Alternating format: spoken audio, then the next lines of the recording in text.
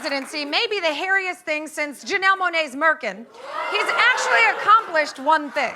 Donald Trump has appointed more federal judges in just 1 year than President Obama got through almost his whole administration. Don't be shocked. Trump tops Obama in lots of areas, like campaign money received from the NRA, Trump 31 million, Obama 0. Number of women who have come forward to allege sexual misconduct, Trump 19, Obama 0. And the number of golf rounds played during their first year in office, Trump 44, Obama 0. Okay, Obama had 29, but I rounded down. And yet President Brainspur is too dumb to even know why he's in a position to load the courts with judges. When I got in, we had over 100 federal judges that weren't appointed. Now, I don't know why Obama left that. It was like a big, beautiful present to all of us. Why the hell did he leave that? He didn't leave that, you dummy. Mitch McConnell obstructed Obama's appointments like Sia's wig obstructs her vision. Oh no, Sia, don't drive with that wig on. Trump's nominees are just embarrassing. They're the living version of saying you too when the ticket taker at the movies says enjoy the show.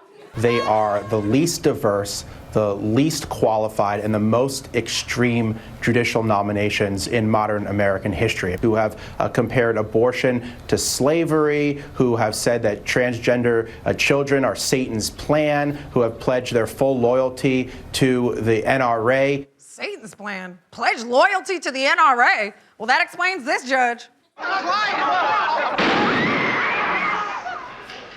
Gentlemen, need I remind you, you are in a court of law?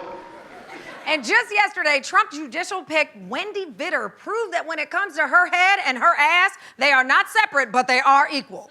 Ms. Vitter, do you believe that Brown versus Board of Education was correctly decided? If I start commenting on I agree with this case or don't agree with this case, I think we get into a slippery slope. So either she doesn't know what Brown versus Board of Education is, or she's too racist to admit that she's against it. Either way, she's losing on Black Jeopardy. And then there's Matthew Peterson, who couldn't even answer the most basic legal questions. Have you ever tried a jury trial? I have not. Civil? No. Criminal? No. Bench? No. He withdrew his nomination once the world saw he wasn't even qualified to be a judge on RuPaul's Drag Race. You want to be an it girl? No. Does this Klein Epstein Parker suit make my ass look juicy? No. Why does a cage bird sing? No. And if you really want to be pissed, take a look at Trump judicial nominee John Bush.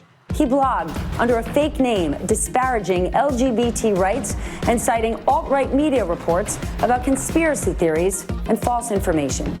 False information like claiming that Obama didn't write his memoir, Dreams from My Father, while blogging under the fake name G. Morris. How are you going to accuse Obama of lying when you're pretending to be Garrett Morris? But that didn't stop the Senate from confirming him to the U.S. Court of Appeals last July. And the worst part is, these are lifetime appointments. They will be Trump's enduring presidential legacy. That and spray tan stains on the White House walls.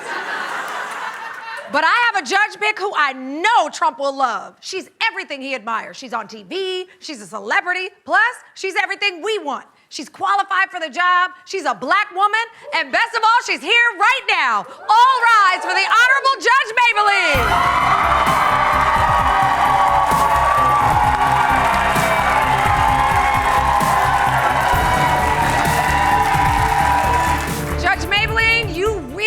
Perfect choice. And to make your appointment even easier, we're going to conduct a brief confirmation hearing right now. All right, let justice be served. Okay, great.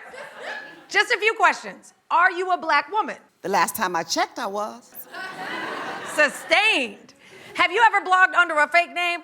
I don't do anything fake but my hair and nails. Same. And finally, a tricky legal question. What is this? Duh, it's a gavel. Correct! Ladies and gentlemen, I hereby confirm Judge Mablean. Yes. I may be confirmed for a lifetime, but I'm leaving today, right after this commercial. Court is adjourned.